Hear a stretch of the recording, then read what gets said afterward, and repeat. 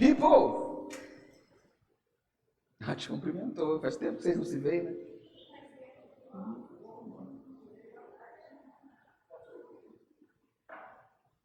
E aí, Rubão tá só gravando, né? Beleza, vamos lá. Hoje a gente não está compartilhando na internet, porque nós estamos sem internet aqui, então está gravando e vai ser postado daqui a pouco. Tudo bem? Eu mandei uma enquete para você aí no seu WhatsApp. Você viu a enquete? Também, o pessoal que está comprometido à noite aí não vê nada, né? Vamos aí, abre aí, amigos do grupo. Se você não está nesse grupo, por gentileza, esteja nesse grupo, amigos do grupo. E eu botei uma enquete para você que é o seguinte: se alguém te perguntasse hoje como Jesus mudou sua vida, qual dessas respostas você daria? Qual dessas respostas você daria? Eu saberia explicar bem, eu tentaria, mas ficaria meio travado, eu não saberia por onde começar e eu nunca pensei nisso. Olha, todo mundo sabe explicar bem como Jesus mudou sua vida. Que bonito! Então por que você me pergunta o que falar para as pessoas quando você tem que evangelizar?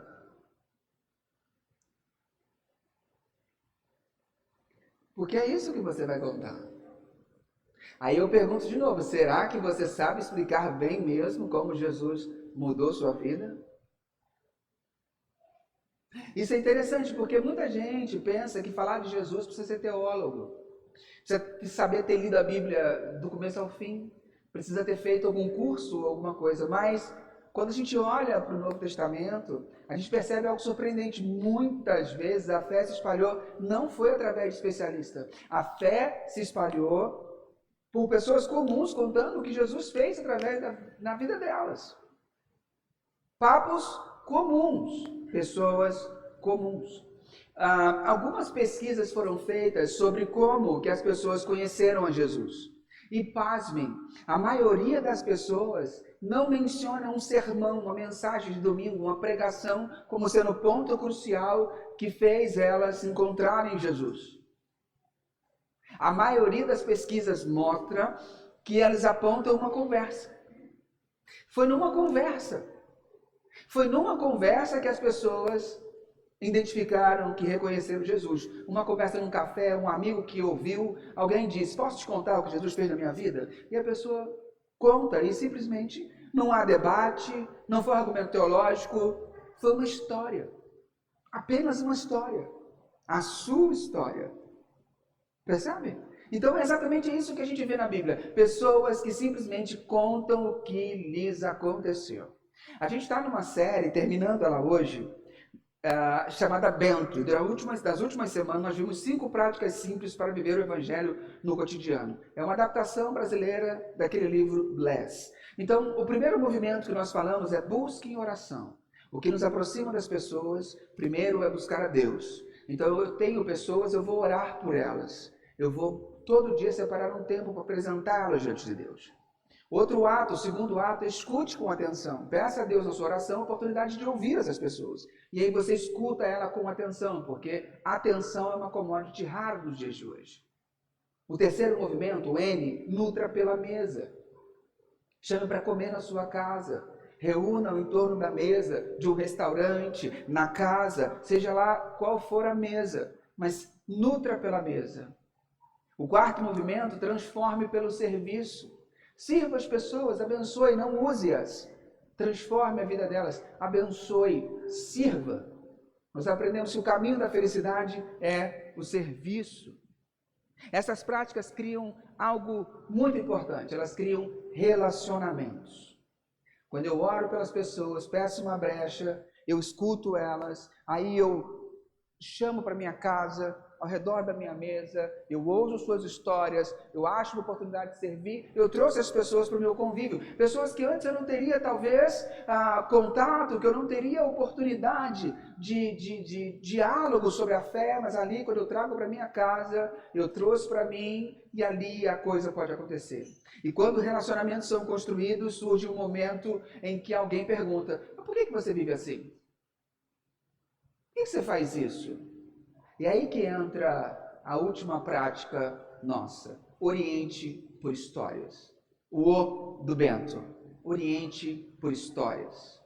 E aí eu quero falar sobre alguns movimentos importantes para você poder entender o que é isso, orientar por histórias. A primeira coisa que eu queria falar para você é nem imposição, nem silêncio. Durante muito tempo, a igreja oscilou entre esses dois extremos. Ou ela impunha para as pessoas que elas tinham que se converter, que elas tinham que viver no estilo de vida que Deus estabeleceu, no estilo de vida que Jesus estabeleceu para elas, ou então a gente não fala nada, a gente é omisso. A gente trata como se a fé fosse uma questão de foro íntimo. Só é para o seu lado privado, não é para o seu lado público. Você não tem que convencer as pessoas de rebanhar pessoas para a sua fé e nem convencê-lo de viver da maneira com que você vive. Então, nós vivemos por muito tempo dentro desses dois lados, imposição ou silêncio. Mas a sabedoria bíblica nos impõe que não é imposição, muito menos silêncio.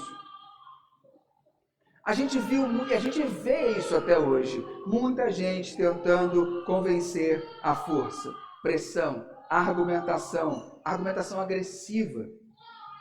Mas o próprio Jesus criticou isso em Mateus 23, versículo 15, ele fala: ai de vocês, mestres da lei e fariseus hipócritas, vocês atravessam o mar e percorrem terras para fazer um convertido. E quando conseguem, o tornam 2 vezes mais merecedor do inferno do que vocês mesmos. Cara, palavra duríssima de Jesus. Não adianta você forçar, mas só que do outro lado surgiu o extremo oposto do silêncio absoluto. Uma fé completamente privada. Como se falar sempre de Jesus fosse invasivo para as pessoas, politicamente incorreto. Quem sou eu para colocar, fazer, convencer as pessoas sobre a minha religião?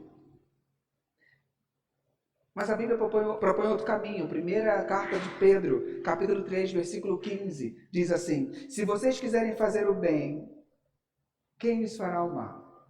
Como serão felizes, mesmo sofrendo por fazer o que é certo?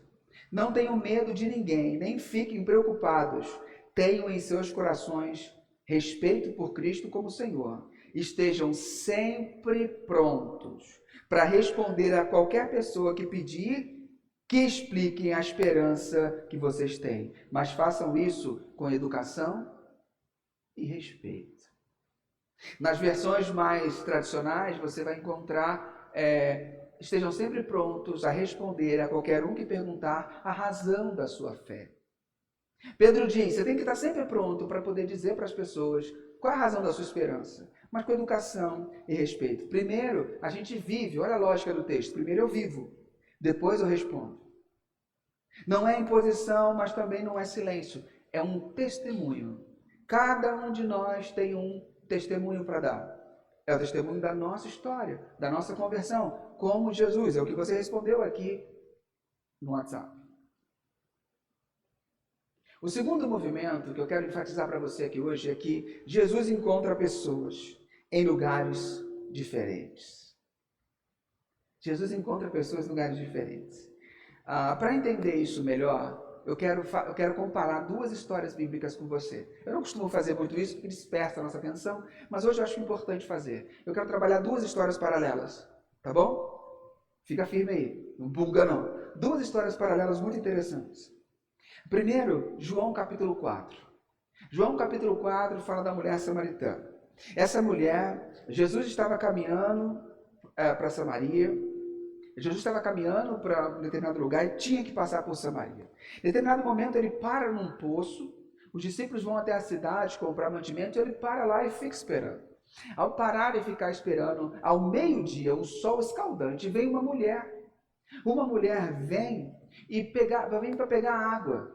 E quando ela vem pegar água, Jesus olha para ela e Jesus então a confronta.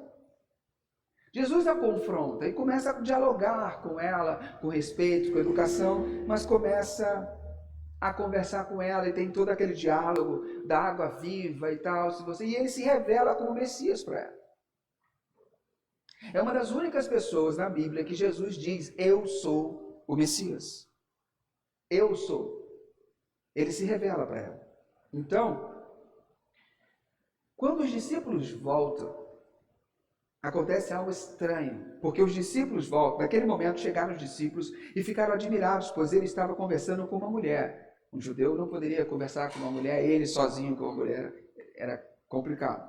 Mas nenhum deles perguntou à mulher o que ela queria. E também não perguntaram a Jesus por que motivo ele estava falando com ela. Em seguida, a mulher deixou ali o seu pote, voltou até a cidade e disse a todas as pessoas: venham ver o homem que disse tudo o que eu tenho feito. Será que ele é o Messias? Muitas pessoas saíram da cidade e foram para o lugar onde Jesus estava. Muitos samaritanos daquela cidade creram em Jesus porque a mulher tinha dito: ele me disse tudo o que eu tenho feito.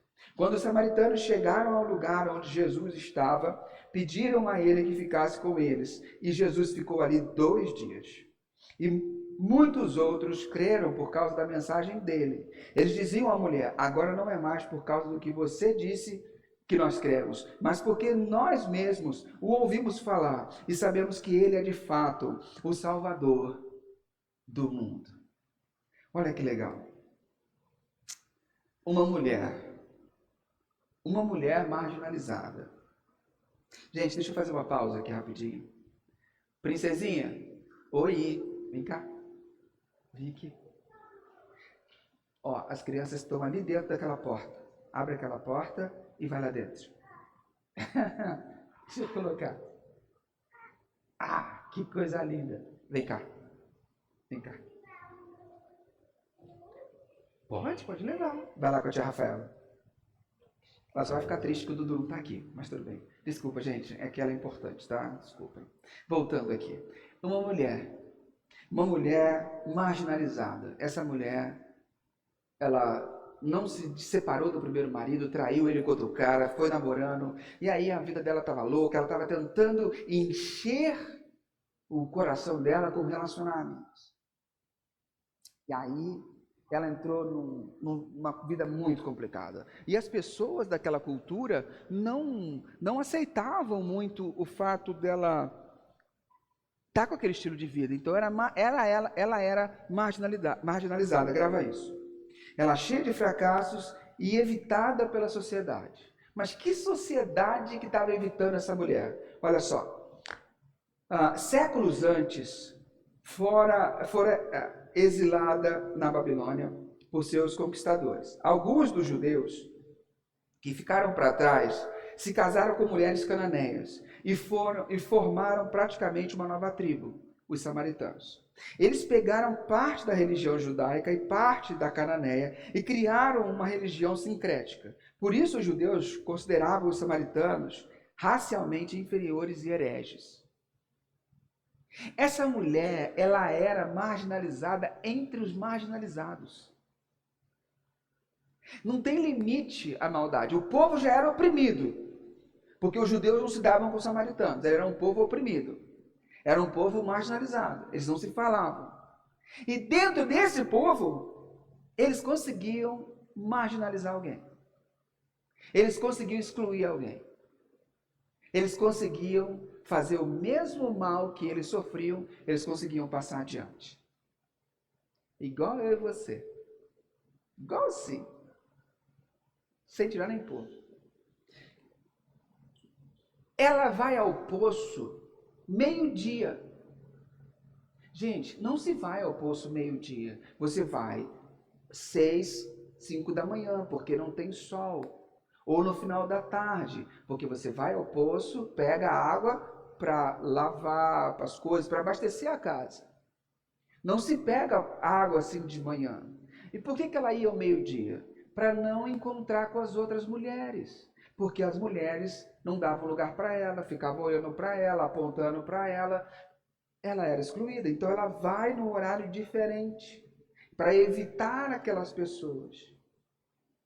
Mas ali ela encontra Jesus. Certo? Ok. Agora eu quero te falar sobre uma outra história. Uma história lá em Atos, capítulo 26, de Paulo. Lá em Atos 26, o texto diz assim: eu mesmo pensava que deveria fazer tudo o que pudesse contra a causa de Jesus de Nazaré. E foi o que eu fiz em Jerusalém. Recebi a autorização do chefe dos sacerdotes e prendi muitos seguidores de Jesus. Quando eram condenados à morte, eu também votava contra eles. Durante muito tempo, eu os castiguei em todas as sinagogas. Eu os forcei a negar a sua fé. Tinha tanto ódio deles que até fui a outras cidades para persegui-los. Paulo está contando a sua história para o rei Agripa, numa ocasião em que ele acabou indo parar na frente do rei Agripa. Ele está contando um pouco da sua história. E aí o versículo 13 fala: mas aconteceu, ó rei, que na estrada ao meio-dia veio, olha que interessante, ao meio-dia. Que hora que Jesus encontrou a mulher samaritana? Ao meio-dia.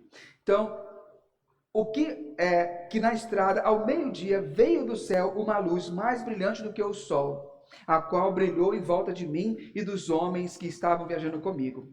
Todos nós caímos no chão, e eu ouvi uma voz me dizer, em hebraico: Saulo, Saulo, por que você me persegue? Não adianta você se revoltar contra mim. Então eu perguntei: quem é o Senhor? E o Senhor respondeu: eu sou Jesus, aquele que você persegue. Mas levante-se e fique de pé. Eu apareci a você para o escolher como meu servo, a fim de que você conte aos outros o que viu hoje e anuncie o que vou lhe mostrar depois. Esse homem está contando, Paulo, está contando a sua história quando ele ainda era conhecido como Saulo de Tarso. Saulo é o oposto da mulher samaritana, totalmente o oposto. Saulo não era rejeitado, Saulo era da nata religiosa, era um religioso fundamentalista, disposto a matar para proteger a sua fé. Ele era respeitado, ele tinha a cidadania romana. Hoje é tipo passaporte europeu, manja, passaporte americano, é tipo assim, que você entra em qualquer país, tá de boa, é assim, sabe? Cidadania espanhola, é mais ou menos assim, sabe? Então, o cidadão romano, ele não podia ser agredido, ele tinha que ser respeitado, tinha um monte de coisa. E Paulo ganhou isso de nascença. Ele tinha esse direito de nascença. Algumas pessoas compravam esse título, ele tinha direito de nascença. Então, ele tinha privilégios que eram de poucas pessoas. Pouquíssimas pessoas. Ele foi educado aos pés de um grande rabino chamado Gamaliel. Existiam duas escolas rabínicas, Hillel e Shammai. O Hillel, ele era um cara mais aberto, mais que interpretava as leis de uma forma mais parecida com a de Jesus. Já o Shammai era um cara mais duro, um cara mais pesado. O Gamaliel, se não me engano, ele era discípulo de Hillel. Então, olha onde Paulo bebeu. Sentou aos pés de Gamaliel, ele foi instruído por esse grande rabino, conhecido, Gamaliel. Paulo, ele estava no centro, ele não era excluído. Se a samaritana era marginalizada, ele está no centro da religião. Ele era um cara de dentro. Mesmo assim, ambos precisavam da mesma coisa: libertação, graça e nova vida. Libertação, graça e nova vida. Como costuma destacar Tim Keller, o evangelho confronta tanto o religioso como o não religioso, ou o religioso e o irreligioso. O terceiro movimento que eu quero destacar para você é: o encontro com Jesus muda a história das pessoas.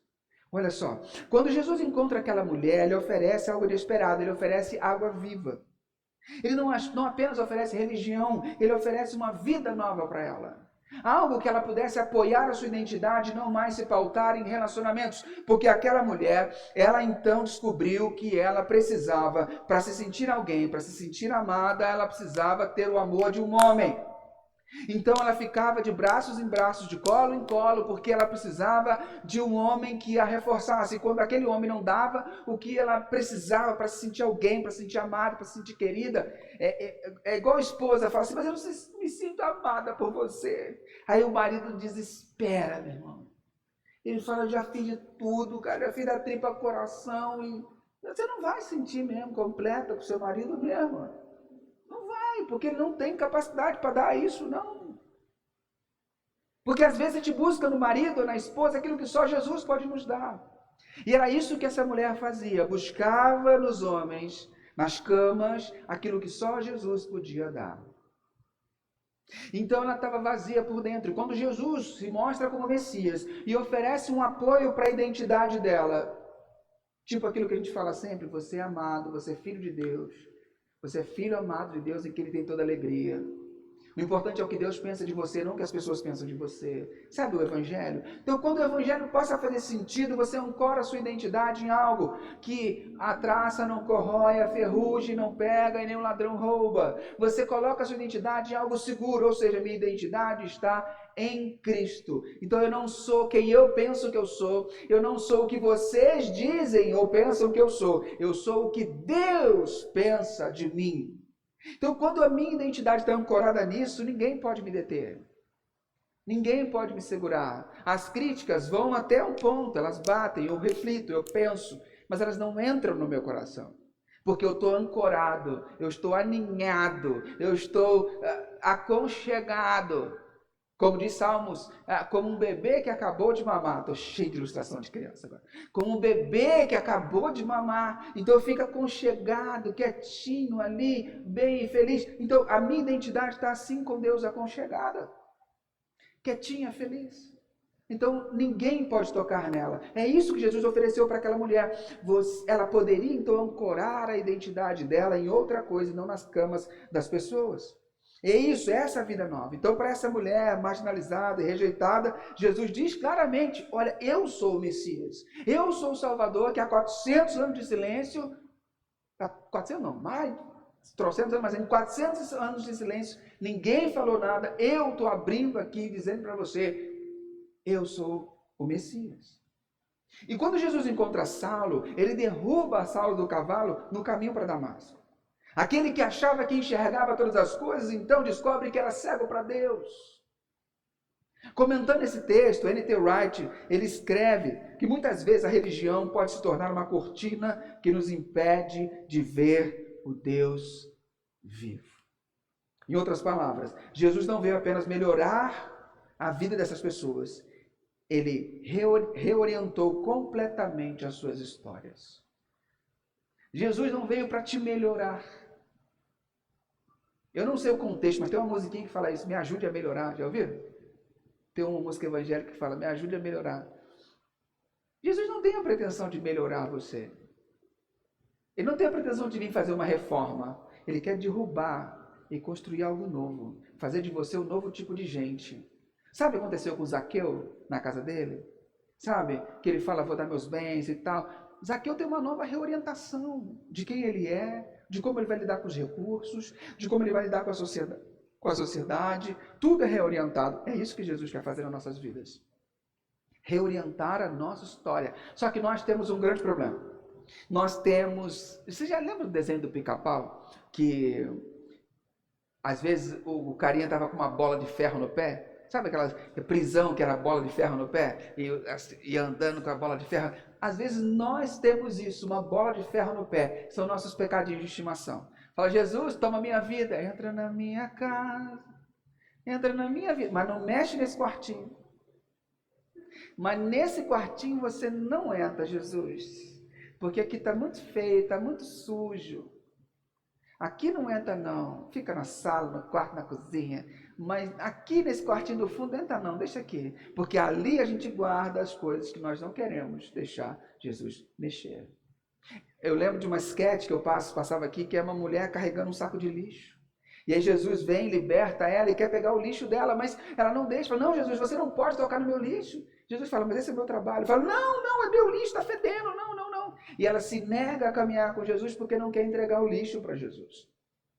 Muitos de nós ficamos com áreas que nós, não, Jesus, nessa área não, mexe não. Vícios, compulsões, monstrinhos que nós deixamos sair em determinada situação. Eu sou um cara muito calmo. Não olhem para minha esposa nesse momento.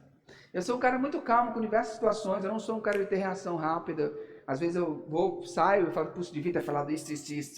E não falo, mas tranquilo. Mas eu descobri um ponto fraco essa semana.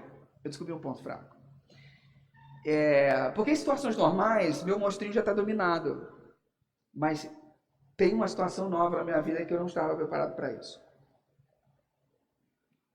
Estava eu levando a minha filha para fazer um exame de sangue.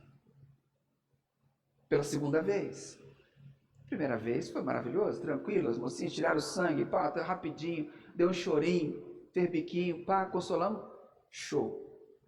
Dessa vez, nós levamos a Gabriela para fazer um exame, de novo, no segundo exame. E tinha uma moça mais nova lá. Não eram as mesmas moças. Não, nós vamos fazer e tal, isso e aquilo. Olha a veinha dela, ela e um rapaz mais velho. Eu comecei a... Tá bom, vai. E segura o bracinho da menina, e segura o bracinho. Papai, segura as pernas. Beleza, segura as pernas. Meu amor, vamos, vai dar certo, calma, fica tranquila e tal. Sabrina segurando, a menina começando a chorar. A mulher com a agulha deste tamanho enfiou a agulha no braço da minha filha. E aí não pegou a veia. Já passou por isso? Aí mexe a agulha para cá, mexe a agulha para lá, puxa a agulha para fora, enfia a agulha para dentro. Eu cheguei, moça, você vai enfiar essa agulha toda, vai vazar o braço da minha filha. E a menina começou a ficar desesperada, e o cara falou, não, a veia dela está se mexendo. Aí a gente falou assim, ó, para, tira. Tirou a agulha, minha filha chorando, Sabrina acalmando ela. Eu cheguei e falei o seguinte, eu falei assim, olha, qual de vocês dois é o mais experiente? Na minha cabeça, eu estava falando super sereno. Eu estava super sereno. Eu ainda tenho lembrança de estar super sereno. A Sabrina disse que eu poderia ser mais sereno. Mas eu disse, qual de vocês dois é o mais experiente? Aí o cara riu, eu falei, não, estou falando sério. Aí ele falou, sou eu, então você vai fazer. Dá aqui minha filha que eu vou acalmar ela. Saí com minha filha. Peguei, fui acalmar, esgoelando. Acalmou. Deitei ela. Aí o cara veio, foi, tirou o sanguezinho, pá, e falou, desculpa, papai, pelo furo, pelas picadinhas. Aí, falei, ok. Mas eu saí de lá, eu falei assim, cara, eu não me sentiria bem se eu não defendesse minha filha. Eu não me sentiria bem, porque da vacina é, mole perto de tirar sangue. E eu notei que eu vou precisar trabalhar isso em mim. Porque era uma área que não estava presente na minha vida até a Gabriela nascer. Então agora ela está presente na minha vida. E eu não sei se eu estou preparado para isso. Mas se eu não fico antenado, por que eu contei isso? Se eu não fico antenado por essa nova área da minha vida, ela vai ficar escanteada, vai virar um quartinho. E tocou na minha filha, eu me viro um monstrinho. Mas antes de ser pai, eu sou discípulo de Jesus. E eu tenho que me comportar com as pessoas como discípulo de Jesus. Simples como as pombas, prudentes como as serpentes, às vezes ser duro, mas eu tenho que continuar sendo discípulo de Jesus. Então todas as áreas da minha vida têm que estar disponível para Jesus chegar, mexer e mudar. Mas muitas coisas nós deixamos escondidinho lá, não vai mexer nisso não, Jesus. Entra na minha casa, mas não na minha despensa. Entra na minha vida, mas não no meu quarto escuro. Não, Jesus não vem melhorar, dar uma guaribada, dar uma passada de massa corrida na tua parede. Não, ele vem derrubar o reino anterior, estabelecer o reino de Deus na sua vida e te colocar novos princípios, reescrever a sua história. O quarto movimento que eu quero destacar para você é que histórias transformadas viram testemunhos. Olha que legal, aqui acontece algo lindo, ambos começam a contar as suas histórias. Em João capítulo 4, versículo 29 diz, venham ver O homem que disse tudo o que eu tenho feito, será que ele não é o Messias? A única coisa que ela está dizendo para as pessoas é a história dela. O que aconteceu com ela. Ela não prega um sermão, ela não fez teologia, ela acabou de encontrar Jesus e ela conta só a sua história. Paulo faz a mesma coisa em Atos 26, ele diz: Rei Agripa, eu me sinto muito feliz em poder estar diante do Senhor hoje. E Paulo diz o seguinte para ele: olha, eu vivia assim, eu encontrei Jesus e agora a minha vida mudou. A minha vida é diferente. Talvez você venha de um lar cristão como Paulo, de uma tradição cristã de família, seja uma pessoa religiosa, cheia de conhecimento bíblico, mas talvez você seja um pouco intolerante com algumas coisas, legalista, julgadora, não está andando na linha, não serve. Ou talvez você tenha crescido longe de tudo isso e passou a conhecer a fé já adulto, como a samaritana. Uma pessoa que era à margem da sociedade, talvez até com uma reputação duvidosa, com poucos amigos. A questão é, quem foi alcançado pela graça de Jesus não consegue ficar calado, não pode ficar calado. Conta a sua história, precisa compartilhar, publicar, noticiar, divulgar a sua história. Como a samaritana fez na sua cidade, como Paulo fez diante das autoridades romanas. E as pessoas podem se identificar com a sua história e querer saber mais de Jesus? É uma possibilidade. Perceba, o testemunho cristão sempre é assim. Eu vivi assim, conheci Jesus, agora minha vida é assim. Olha o que, vou te lembrar aqui, olha o que a gente leu sobre a samaritana, sobre o povo da samaritana. Muitos samaritanos daquela cidade creram em Jesus, porque a mulher tinha dito, ele me disse tudo que eu tinha feito. Aí no versículo 42 fala, eles diziam à mulher, agora não é mais porque você falou pra gente, agora a gente ouviu ele. Você conduziu a gente até ele, agora a gente ouviu ele. Então as pessoas, quando você conta a sua história, elas podem querer saber mais de Jesus e aceitar Jesus. Você é o caminho, a sua história é o canal. É o mecanismo pela qual o reino de Deus vai ser estabelecido no mundo. É a sua história. Mas se você não sabe contar a sua história, sobre como Jesus transformou a sua vida, como é que você vai contar a sua história para as pessoas? Aí eu pergunto de novo, você tem a sua história? Sabe como que Jesus transformou a sua vida? Você tem a sua história demarcada? Ou você quer mudar a sua resposta na enquete? Se alguém chegasse aqui por essa porta agora e você sentasse naquele sofá marrom e a pessoa me conta a sua história, você contaria tranquilamente como que você vivia, como conheceu Jesus e como é a sua vida agora? Mas tem um outro lado. As pessoas também podem recusar. Elas podem recusar como aconteceu com Paulo diante do rei Agripa. Olha só, Atos 26, do 24 a 28 diz, quando Paulo estava se defendendo assim, Festo gritou, Paulo, você está louco, estudou tanto que acabou perdendo o juízo. Paulo respondeu, eu não estou louco, excelência, estou em perfeito juízo e digo a verdade. Eu posso falar diante do rei Agripa com toda a coragem, porque tenho certeza de que ele conhece todas essas coisas muito bem, pois não aconteceram em nenhum lugar escondido. Então Paulo disse ao rei, rei Agripa, o Senhor crê nos profetas? Eu sei que crê. Agripa respondeu, você pensa que assim, em tão pouco tempo, vai me tornar cristão? O que Paulo está dizendo? O que a história de Paulo está dizendo para a gente? A sua responsabilidade não é fazer a pessoa se converter a Jesus. A sua responsabilidade é contar a sua história. O resultado é por conta de Deus. Você tem vergonha da sua história? Você acha que a sua história de transformação não cai bem nos ouvidos de pessoas bem-sucedidas? Pares do trabalho, superiores do trabalho. Você acha que a sua história não cai bem? Você tem vergonha da sua história? Jesus disse, aquele que se envergonhar de mim diante das pessoas, eu também me envergonharei dele diante do Pai. Muitos de nós se envergonham, não de Jesus, mas se envergonha em contar a sua história, achando que é boba, que é besta, que pessoas importantes que têm dinheiro nunca vão parar para ouvir.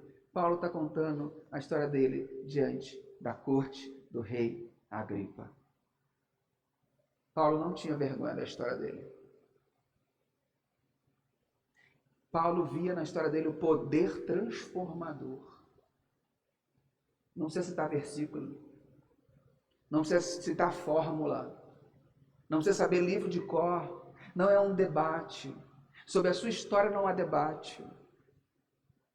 Há debate sobre conceitos, mas sobre a nossa história não há debate. Aconteceu comigo, aconteceu com você. Ponto final. O importante é você entender que você tem uma história para contar. E o mundo precisa ouvir essa história. Deus colocou pessoas ao seu redor que precisam ouvir essa história. Por mais simples que ela seja, essa história pode ser a ponte pela qual alguém vai encontrar a grande história do Evangelho. Como que eu faço isso? Como contar a minha história? Eu usei exemplo de pessoas em contextos opostos, a mulher samaritana e Saulo, para que você perceba basicamente que é isso. Eu vivia assim, conheci Jesus dessa forma, e agora minha vida é assim. Aí você pode falar assim, mas pastor, eu estou na igreja desde que eu me entendo por gente. Não tem um antes para mim.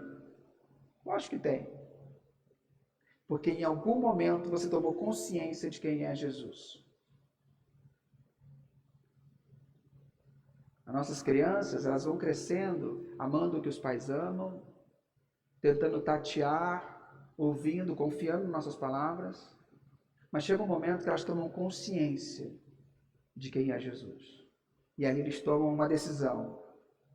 Foi aí, talvez, que você que cresceu na igreja tomou sua decisão. E a partir daí a sua história.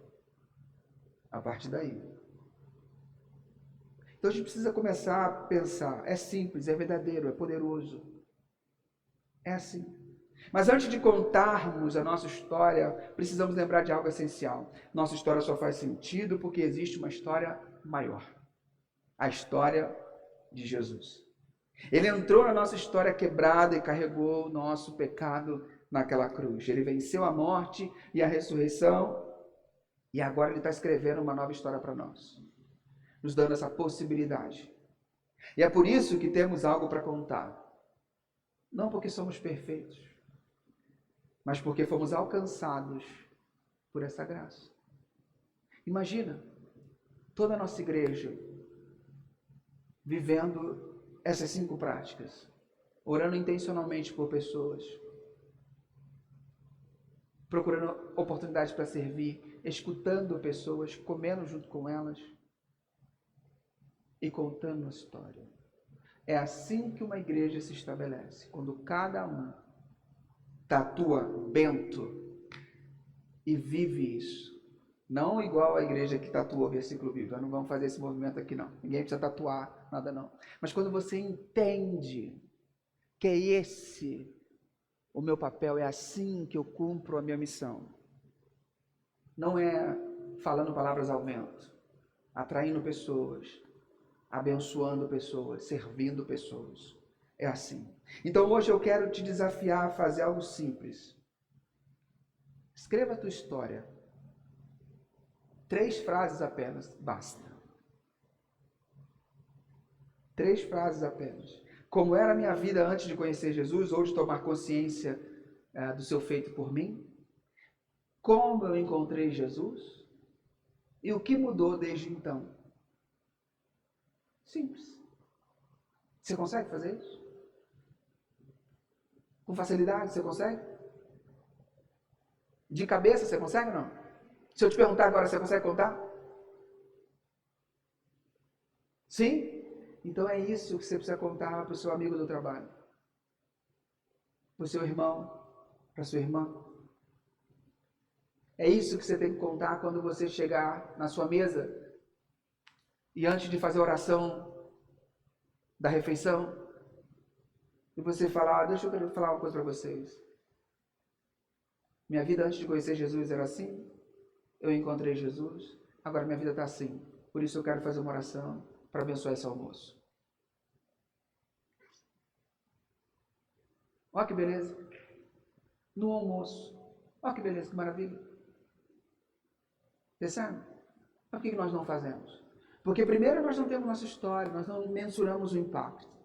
Segundo, nós não temos coragem, às vezes, de fazer isso na nossa mesa, com a nossa família. Cara, almoço de Natal, festa de aniversário. Para mim é fácil, porque eu sou pastor, sempre em aniversário o pastor ora, fala alguma coisa. Sempre. Sempre alguém pede. Quando me chamam para o aniversário, gente, eu já vou preparado. Às vezes não chama, eu fico espantado, não chateado. Eu até fico espantado, eu não chamou. Olha que legal, não chamou. E para mim está tudo bem, mas eu sempre sei. Mas você não é o pastor, né? Mas você vai no aniversário, quando for uma pessoa muito querida, mas não vai fazer chapado, por favor. Vai ficar feio, tá? Mas quando é uma pessoa querida, eu queria falar algumas palavras. Almoço de Páscoa, Dia das Mães, Natal, almoço em família. Por que não orar? Perguntar, alguém aqui tem algum pedido de oração? Minha mãe foi passar Réveillon com meu irmão numa chácara esse ano. E na chácara, numa chácara lá no Rio, antes da meia-noite, uns 20 minutos antes, 30 minutos antes, eles se reuniram numa roda. E um cara lá, não era pastor nem nada, mas era cristão. E ele falou para todo mundo, assim, aqui, conta aí uma bênção do seu ano. Uma bênção que aconteceu no seu ano. E foi dando oportunidade para cada um. E aí cada um falava e ele falava alguma coisa. Cada um falava e minha mãe falou que venceu um câncer e tal. Né? Todo mundo chorou e tal. E ele deu uma palavra. A minha mãe ouviu o evangelho ali. Você não faz ideia da autoridade que você tem dentro da sua família, dentro dos seus amigos.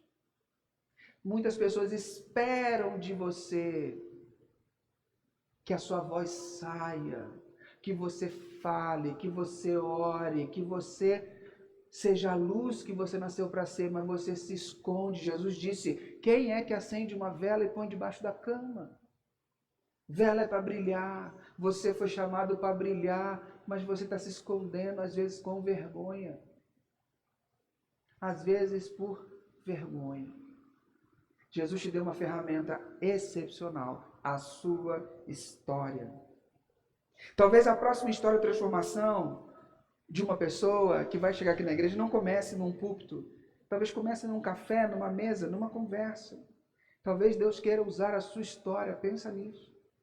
Paulo sempre se viu como cooperador de Jesus. Como quem trabalha junto.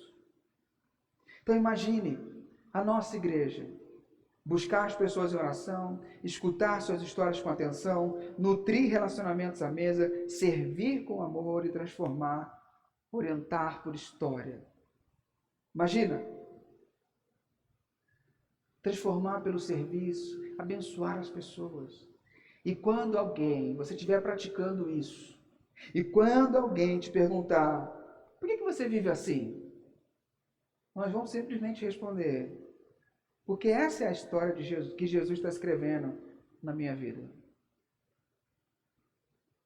Simples assim. Então compartilhe a história.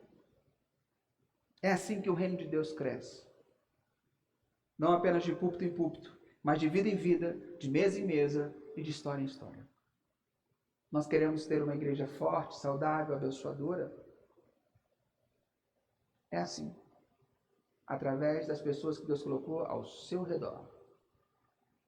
Não é um peso, é uma responsabilidade, sim. Mas lembre-se, não é a tua responsabilidade converter ninguém. Só abre a boca, conta sua história, deixa o Espírito Santo fazer o que ele faz de melhor. Quebrar a resistência de corações. Simples assim. Amém? A sequência do nosso ensino para o ano, nós vamos fazer algo bem interessante. Na primeira série do ano, nós mergulhamos sobre as fases de um discípulo, que foi a série depois do sim.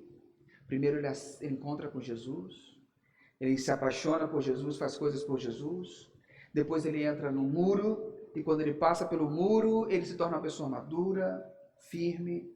A gente viu isso em Barnabé. Então eu te mostrei qual é o caminho que Deus planejou para você ao longo da sua vida. As 5 fases do discipulado. Depois, eu mostrei para você na série Bento, que ferramentas você tem para exercitar a missão. É assim, através dessas 5 práticas. Bento. Agora, eu vou mostrar para vocês, nos próximos meses, como que o ensino de Jesus se adapta à minha vida. Ou seja, nós vamos olhar para como Jesus fez os seus discípulos. A mesma coisa que Jesus ensinou para os discípulos dele, nós vamos aprender aqui. Então nós vamos aprender, nós vamos olhar os 5 grandes discursos de Jesus em Mateus, vamos nos aprofundar neles, com várias séries, para a gente aprender como que Jesus discipulou os seus seguidores, para que a gente se torne discípulo de Jesus, não apenas seguidores, e aprenda a discipular pessoas. Vários movimentos da igreja estão acontecendo nesse sentido.